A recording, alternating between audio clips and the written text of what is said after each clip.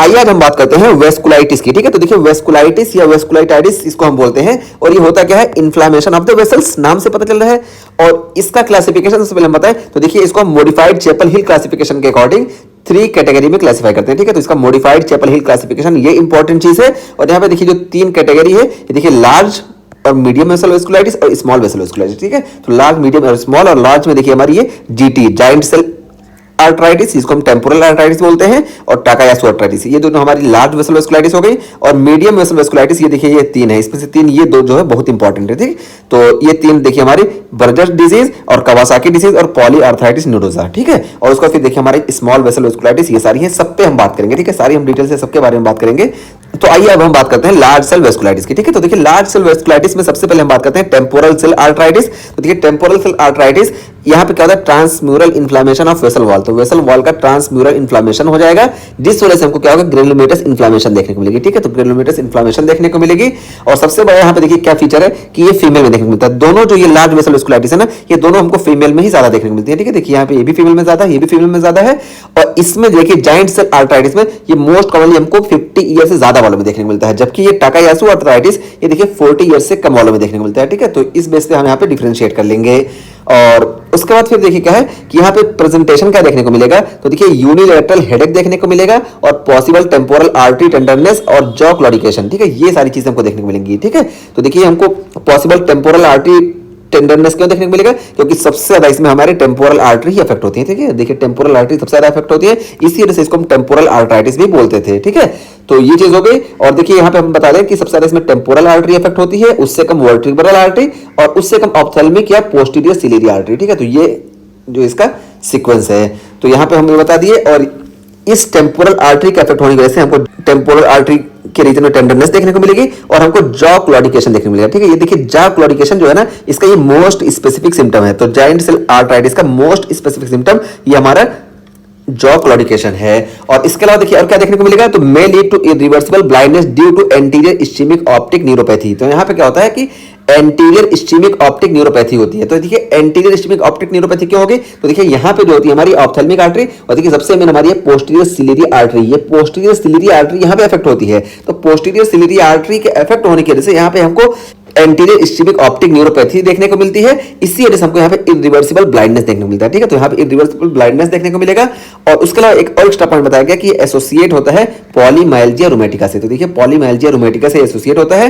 और उसका फिर देखिए लास्ट में एक लाइन बताएगी, यहाँ पे हम ऑलरेडी इसको एक्सप्लेन कर चुके हैं। देखिए मोस्ट कॉमनली यहाँ पे जो होती है अफेक्ट होती है कैरोटिड आर्टरी की ब्रांचेस होती है। ठीक है, तो कैरोटिड आर्टरी की ब्रांच जो होती है मोस्ट कॉमनली अफेक्ट होती है। ये देखिए ये सारी हमारी कैरोटिड आर्टरी की ही ब्रांच है। ठीक है, तो कैरोटिड आर्टरी की ब्रांचेस मोस्ट कॉमनली हमको जाइंट सेल आर्टराइटिस में देखने को मिलता है। ठीक है, इसी वजह से लार्ज वेसल वेस्कुलाइटिस है, ये चीज हुआ। और उसका देखिए यहाँ पे क्या है कि मे आल्सो कॉज एओर्टाइटिस और वर्टिब्रल आर्टरी इन्फार्क्ट। देखिए यहाँ पे हमको एओर्टाइटिस या वर्टिब्रल आर्टरी का इन्फाक्शन भी देखने को मिल सकता है। देखिए यहाँ पे वर्टिब्रल आर्टरी इन्वॉल्व होती है, इस वजह से वर्टिब्रल आर्टरी का हमको इन्फाक्शन देखने को मिल सकता है। ठीक है, और हमको यहाँ पे एओर्टा का भी इन्फ्लामेशन देखने को मिल सकता है, ये चीज हुआ। और यहाँ पे देखिए फोकल ग्रेनुलोमेटस इन्फ्लामेशन, हम शुरू में ही बता के कि यहाँ पे transmural inflammation of the vessel wall होगा, इस वजह से यहाँ पे हमको ग्रेनुलोमेटस इन्फ्लामेशन देखने को मिलेगा। तो यहाँ बताया गया कि फोकल ग्रेनुलोमेटस इन्फ्लामेशन देखने को मिलेगा। और यहाँ पे देखिए इंपॉर्टेंट चीज क्या है कि एसआर जो होगा ना, ये ईसार बहुत ज्यादा हो जाएगा, ईसार ज्यादा होगा। और interleukin 6 level correlate with disease, यहाँ पे इंटरल्यूकिन 6 लेवल जो होगा ये भी यानी ज्यादा होगा। और ये जितना ज्यादा होगा उस हिसाब से हम यहाँ पे डिजीज की सीवियरिटी का पता लगा लेंगे। ठीक है, तो इंटरल्यूकिन 6 यहाँ पे प्रोड्यूस होगा। और इसी इंटरल्यूकिन 6 के ट्रीटमेंट के लिए ना यानी इसको हम जब मैनेजमेंट इसका करते हैं तो प्राइमरी ट्रीटमेंट हमारा जो होता है यहाँ पे हम ग्लूकोकॉर्टिकॉइड ही देते हैं। ठीक है, तो प्राइमरी ट्रीटमेंट हमारा ग्लूकोकॉर्टिकॉइड होता है, लेकिन हम रिलैप्स को रोकने के लिए इस इंटरल्यूकिन 6 को कम करना चाहते हैं। और इस इंटरल्यूकिन 6 को कम करने के लिए टोकिलिजुमैब हम यहाँ पे इस्तेमाल करते हैं। ठीक है, तो टोकिलिजुमैब ये इंटरल्यूकिन 6 को कम कर देता है। ठीक है, तो यहाँ पे ये चीज हो गया।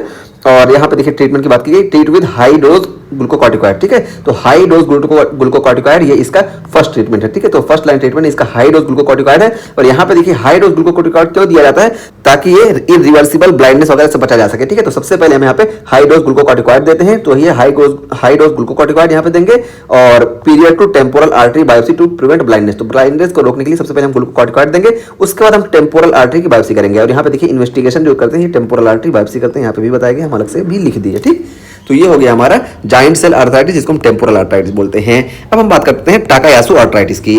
तो देखिए टाकायासु आर्थराइटिस यहाँ पे क्या होता है कि मोस्टली सब क्लेवियन आर्टरी इफेक्ट होती है। यहाँ पे आप देखेंगे तो मोस्टली हमारे टेम्पोरल आर्टरी इफेक्ट हो रही थी, और यहाँ पे देखिए मोस्टली सब क्लेवियन आर्टरी इफेक्ट होती है। और ये एशियन फीमेल में देखने को मिलता है, फीमेल में ये भी, फीमेल में ये भी, बस ये 40 साल से कम में देखने को मिलता है।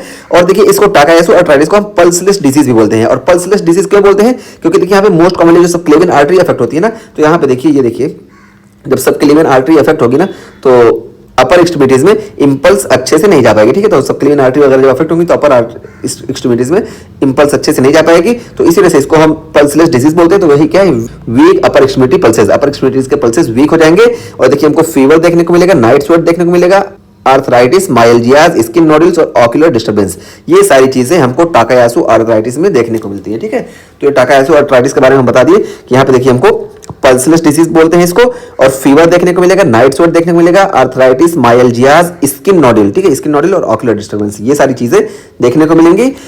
और यहाँ पे देखिए हमको फाइंडिंग क्या देखने को मिलेगी, तो देखिए हमको यहाँ पे granulomatous thickening and narrowing of aortic arch and proximal great vessels. तो यहाँ पे देखिए ग्रेनुलेटस थिकनिंग और नैरोइंग देखने को मिलेगी किसकी, एओर्टिक आर्क की और प्रॉक्सिमल ग्रेट वेसल्स की जब थिकनेस देखने को मिलेगी। तो बताया ना सबसे ज्यादा इसमें सब क्लेवियन आर्टरी ही अफेक्ट होती है। ठीक है, तो सब क्लेवियन आर्टरी सबसे ज्यादा अफेक्ट होती है, इस वजह से यहाँ पे हमको पल्सलेस कंडीशन देखने को मिलती है, इस वजह से इसको हम पल्सलेस डिजीज बोलते हैं।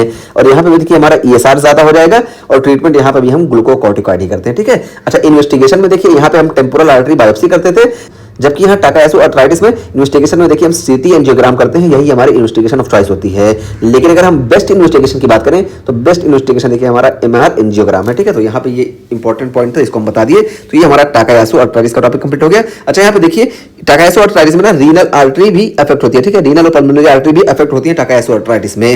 और जब रीनल आर्टरी अफेक्ट होगी इस वजह से देखिए हमको रीनोवैस्कुलर हाइपरटेंशन देखने को मिलेगा। और ये जब हम केस देखेंगे ना, हमारे पास कोई क्वेश्चन आएगा, क्वेश्चन में हमको मोस्टली मिल जाता है कि यंग फीमेल है और उसको रीनोवैस्कुलर हाइपरटेंशन है, तो हम टाकायासु आर्थराइटिस के बारे में सोच सकते हैं। ठीक है, तो यहाँ पे हमको ये सजेस्ट करेगा, ये एक्स्ट्रा पॉइंट था, क्वेश्चन सॉल्व करने में मदद करेगा, इस वजह से इसको भी हम यहाँ पे बता दिए। ठीक है, कि हमको renovascular hypertension specially in young female अगर क्वेश्चन में देखने को मिल रहा है, तो एक बार हम कोरिलेट कर लें टाकायासु आर्थराइटिस की दूसरी फाइंडिंग से। ठीक है, तो इस तरीके से हमारा ये लार्ज वेसल वेस्कुलाइटिस का टॉपिक कंप्लीट हुआ। इसमें हम जाइंट सेल आर्थराइटिस और टाकायासु आर्थराइटिस दोनों की बात कर लिए। ठीक है, दोनों में हम बता दिए कि यहाँ पे 50 से ज्यादा की फीमेल अफेक्ट होती है, यहाँ 40 से कम की अफेक्ट होती है।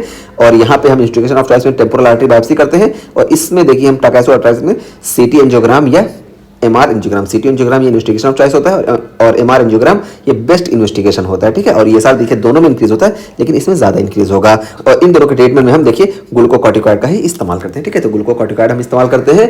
और अगर यहाँ पे हम डोज की बात करें तो देखिए ग्लूकोकॉर्टिकॉइड में यहाँ पे हम जो करते हैं ये 60 मिलीग्राम पर डे, ये हम प्रेडनिसोलोन यहाँ पे इस्तेमाल करते हैं, आईवी या ओरल। ठीक है, तो ये एक्स्ट्रा पॉइंट हम बता दिए। तो इस तरीके से हमारा टॉपिक कंप्लीट हुआ। अब आइए हम बात करते हैं मीडियम वेसल वेस्कुलाइटिस की।